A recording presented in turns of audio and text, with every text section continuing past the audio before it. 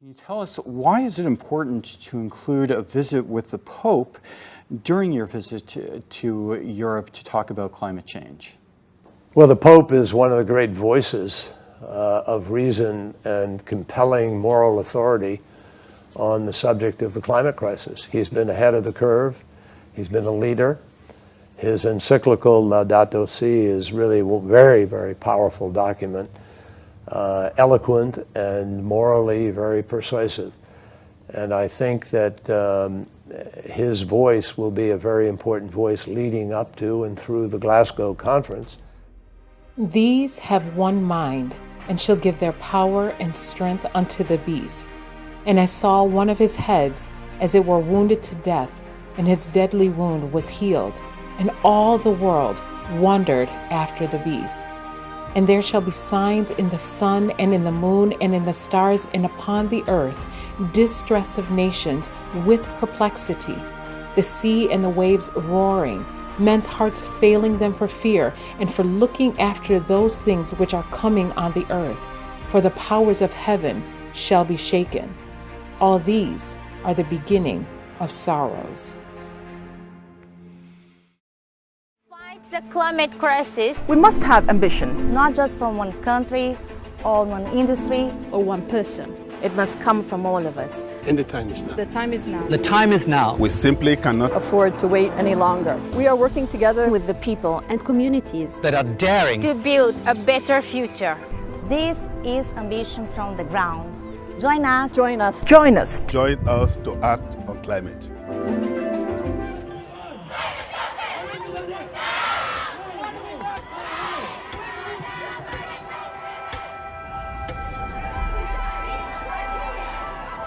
The future I'd like to see is a future where everybody works together. In Glasgow, we are looking for action.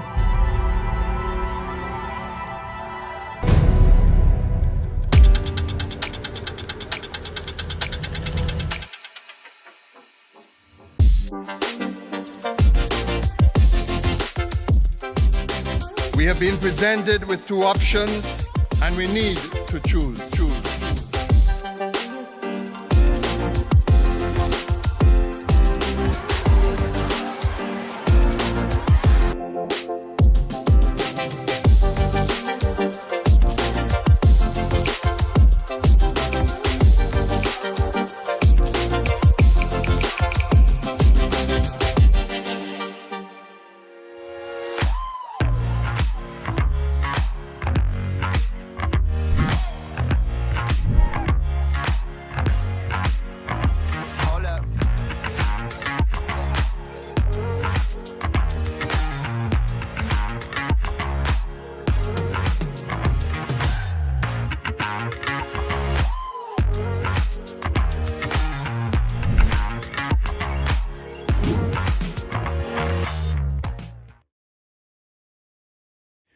There could not be a more important moment that we should have international agreements.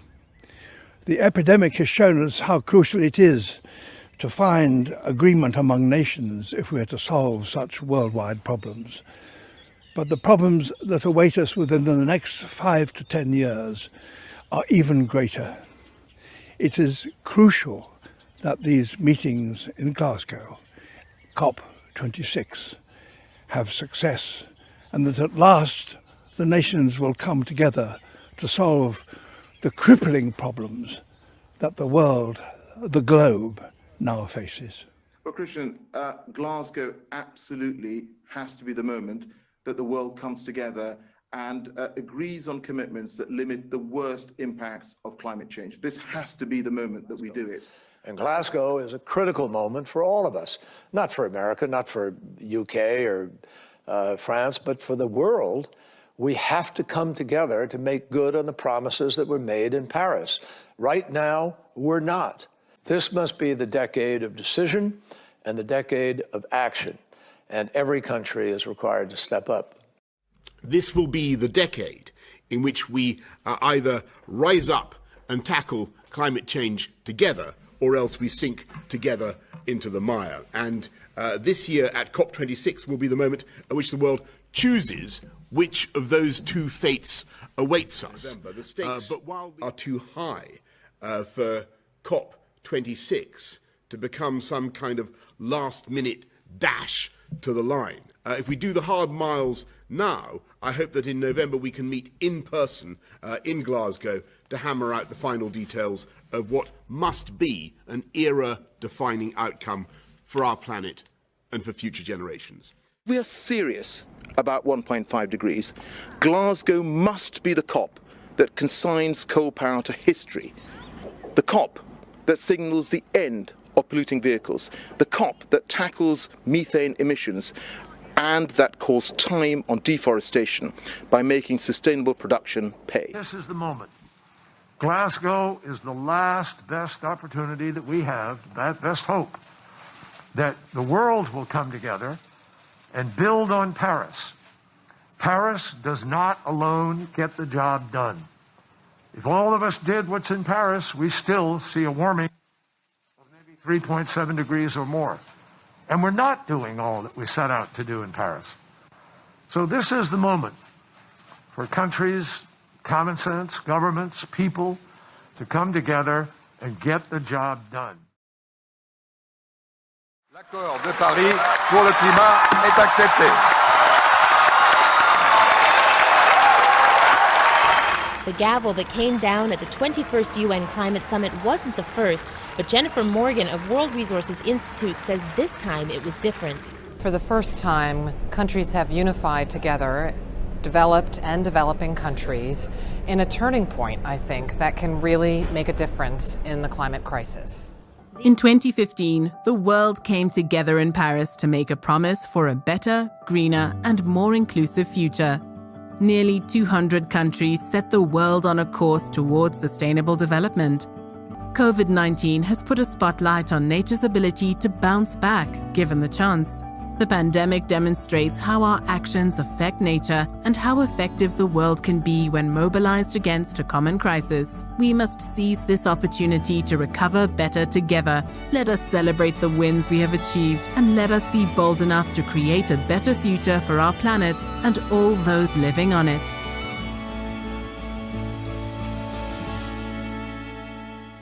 But Paris was easy compared to what we have to do in Glasgow.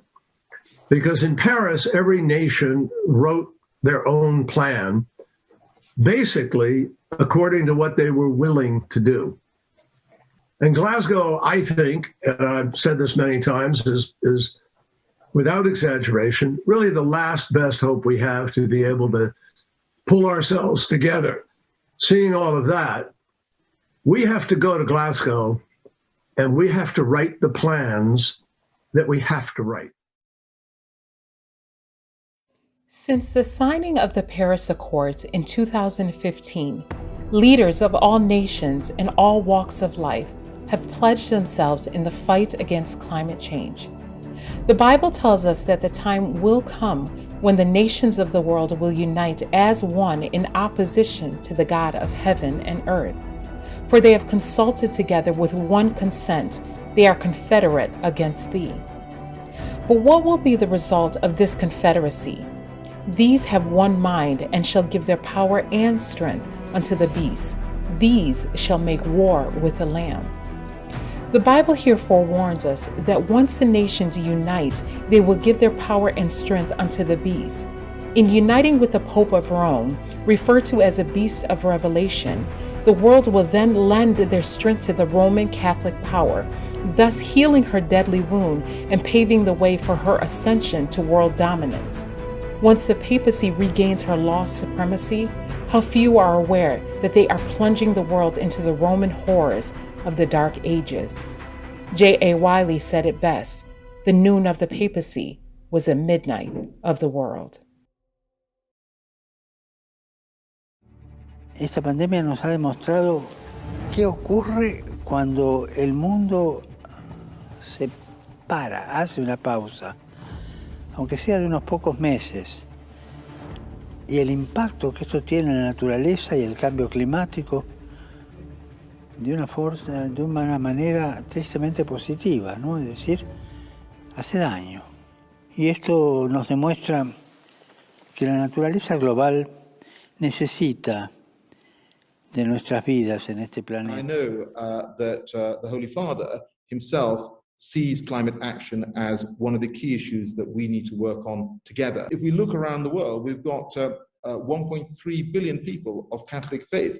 That is a lot of people who can help not only change the way that they conduct themselves, but also influence others. That's why he has been collaborating closely with Vatican officials to ensure that climate action is a priority in every person's life.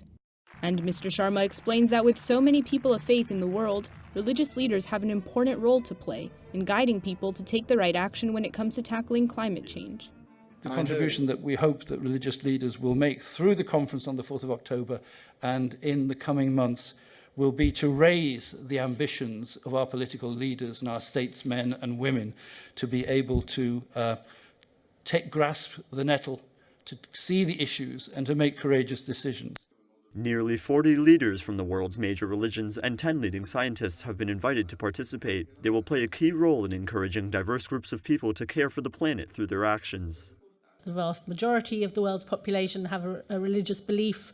So clearly, mobilising faith communities is really important in the fight against climate change. Okay, so in October we're inviting nearly 40 faith leaders and 10 scientists to the Vatican to talk about climate change. And this is in advance of COP26, the Climate Change Summit, that will take place in Glasgow in November of this year. So we have partnered up with the Italian Embassy to the Holy See, who are our co-hosts for COP26, and also with the Vatican itself to run this initiative. And we're hoping that the faith leaders will come and they will give a message of encouragement and they will ask political leaders at COP26 to show ambition in tackling climate change. You're on a very important mission here to Europe. Can you tell us why is it important to include a visit with the Pope during your visit to Europe to talk about climate change? Well, the Pope is one of the great voices of reason and compelling moral authority on the subject of the climate crisis. He's been ahead of the curve. He's been a leader. His encyclical Laudato Si is really a very, very powerful document, eloquent and morally very persuasive. John Kerry has been meeting with government officials and business leaders ahead of the United Nations Climate Change Conference due to take place in Glasgow later this year. The former US Secretary of State spoke to Vatican media after his meeting with the Pope, and when asked why he came to visit Pope Francis, he said that he believed when it came to the climate crisis, Pope Francis is one of the great voices on the subject. He also talked about Pope Francis's encyclical Laudato Si, saying that it was, quote, a very, very powerful document, eloquent and morally very persuasive. Well, the Holy Father is one, if not one of the most powerful voices on the planet.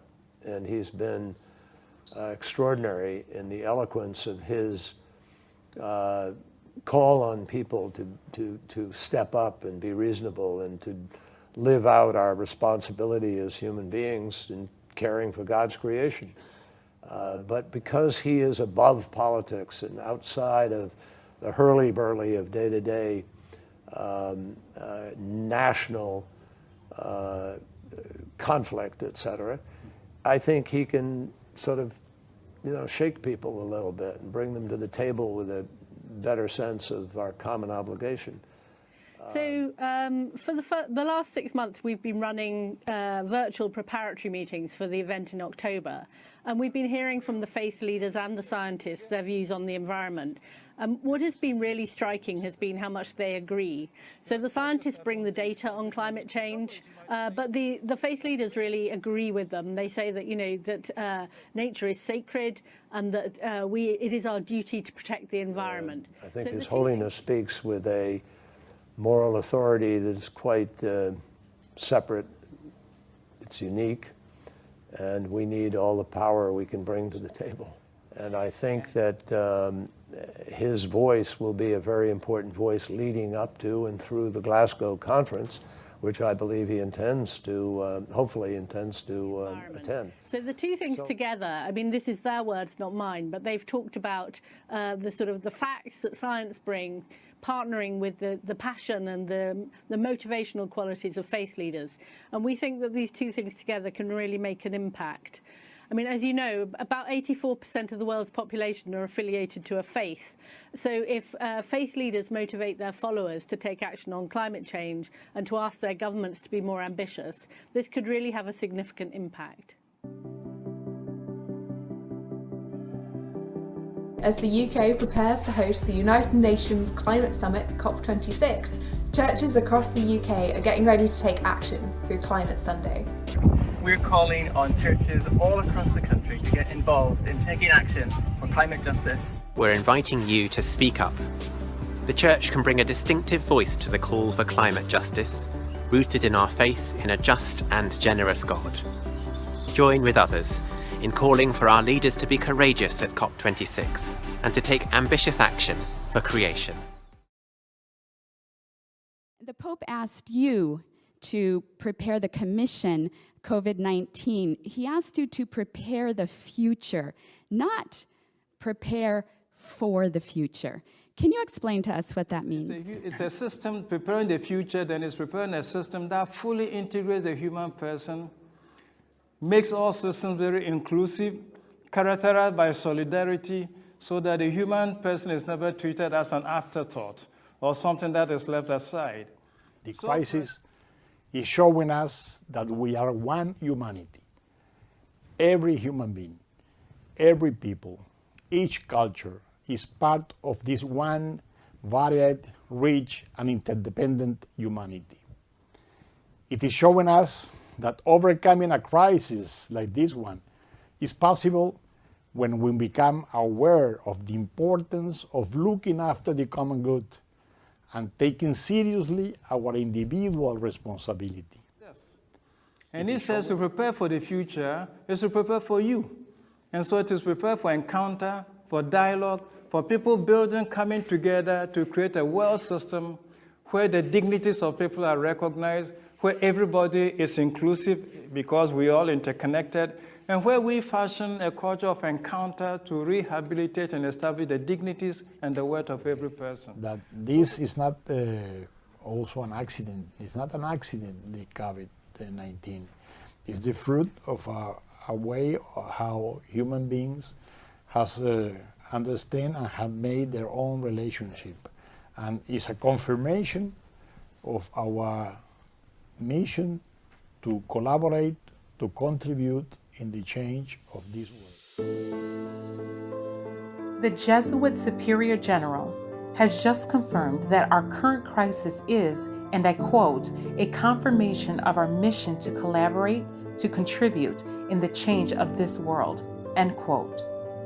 Under the guise of combating the climate crisis and subsequent pandemic, the Pope is far-reaching and is gathering the entire world under his authority.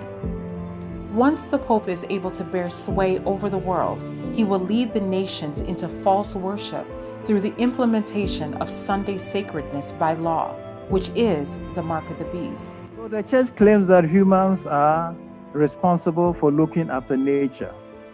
This comes from Genesis, when at creation God charged Adam to till and to keep.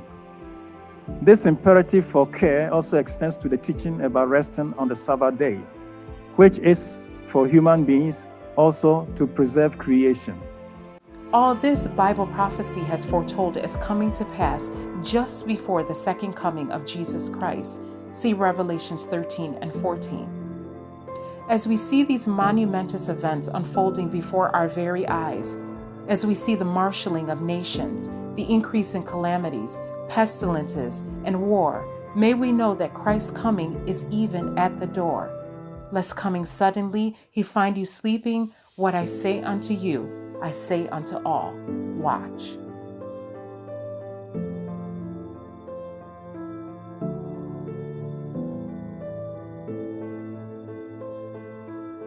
For more information on the topics discussed in this video, please visit our website at www.prophesy.again.org.